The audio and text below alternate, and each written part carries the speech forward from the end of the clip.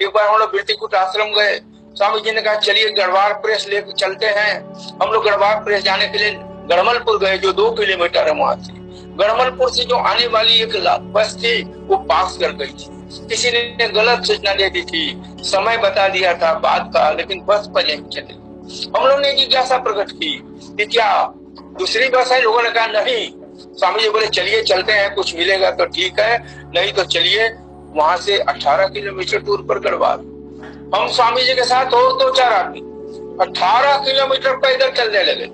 रास्ते भर स्वामी जी इस तरह से हंसाते हुए चलते थे, पता ही नहीं चलता था। इसी समय में क्या हुआ कि आगे चलते घनघोर एक बगीचा मिला और चांदनी रात थी।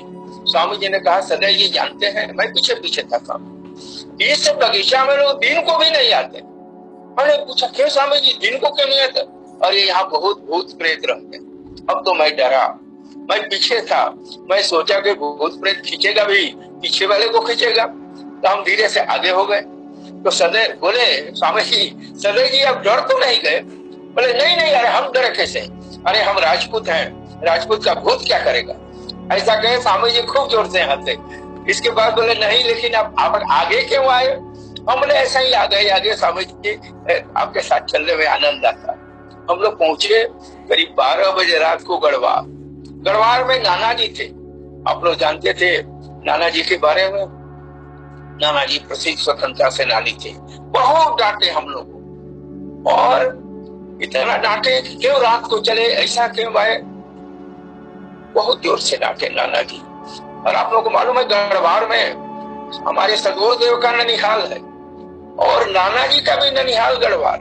नाना जी का अपना घर वहां नहीं है, इनका घर इंदरपुर था। गढ़वाल से चलते समय सदगुरुदेव ने कहा कि आश्रम की अब अपनी एक गाड़ी होनी चाहिए। बहुत कष्ट हुआ रात। मैंने कहा स्वामी जी आपकी कृपा होगी तो गाड़ी आ जाएगी। बंधु मैं बोकारो पहुंचा।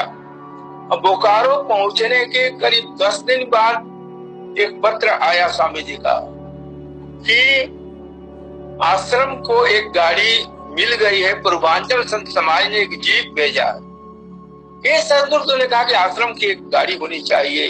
20 किलोमीटर हम दोनों आदमी पैदल चले थे और देखिए कुछ दिनों बाद ही आश्रम को एक गाड़ी आ गई। उस जीप को आप लोगों ने देखा होगा, खूब प्रचार में हम लोग घूमे हैं उस जीप से। तो वो इस तरह से एक घटना किस तरह से कहां सदगुरुदेव कहां से कहां घटना को जोड़ देते हैं, ये बहुत ही आनंद आता। पहली बार सदगुरुदेव के साथ मैं गुवाहाटी प्रोग्राम में जाना था, कलकत्ता होकर हम थे, सदगुरुदेव थे, पूजनीय माता जी थी, बाकी लोग सीधे वहां गुवाहाटी पहुंचने वाले थे, प्लेन से। हम लोगों को, मैं पहली बार प्लेन में चढ़ रहा था, तो मेरे मन में बार बार इच्छा होती थी कि सीट मिल जाता खिड़की वाला तो थोड़ा देखते कि प्लेन जब उठता है तो कैसा लगता। एक बाल सुलभ भाव था, प्लेन पर चढ़े नहीं थे, संभवतः 84-85 की घटना। उस समय प्लेन पर चढ़ा नहीं था, तो मैं बार बार मन में आता था, लेकिन ये तो कह नहीं सकते। जब हम लोग गए, चेकआउट हुआ, टिकट मिला, तो टिकट में खिड़की वाला सदगुरुदेव का था, उसके बाद माता जी का था, और तीसरा टिकट मेरा था, एकदम किनारे वाला ही था। हम लोग बैठ गए। बैठने के बाद प्लेन जब उड़ने को हुई तो अचानक स्वामी जी बोले, सदैव जी आप पहली बार प्लेन में चढ़े हैं? बोले हमने कहा जी स्वामी जी। इस तरह से मैं प्लेन में खिड़की पर बैठा और आनंद लिया। लेकिन मुझे लगा सदगुरु ने कितनी बड़ी कृपा की, मेरे अंतर के भाव को पढ़ लिया, और जो मेरे मन में भाव उठता था, मेरे बंधु, इस तब से मेरे मन में एक प्रेरणा जगी, जब भी सदगुरुदेव के पास जाए भीतर बाहर एक करके जाए। ऐसा नहीं कि बाहर में कुछ बोल रहे हो और भीतर में कुछ भाव उठ रहा हो। आप समझ जाइए, भीतर के भाव को पकड़ लेंगे सदगुरुदेव। मैं एक संस्मरण में पढ़ रहा था कि एक बार प्रथमाचार्य से एक शिष्य ने कहा कि क्या मेरे भीतर के बात को आप बता देंगे?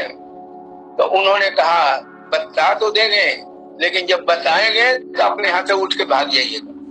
तो इसीलिए मेरे बंधु, सदगुरु जी मेरी प्रेरणा मिली सदगुरुदेव के सामने बैठिए तो भीतर बाहर एक करके बैठिए, अन्यथा अगर अंतर में कोई दूसरा भाव चल रहा है, सदगुरु उसको जान जाते हैं, समझ जाते हैं कि शिष्य के अंदर में किस तरह की भावना चल रही है। तो उस दिन से मुझे प्रेरणा मिली जो आज तक मेरे साथ है और आज तक मुझे संबल प्रदान करता है।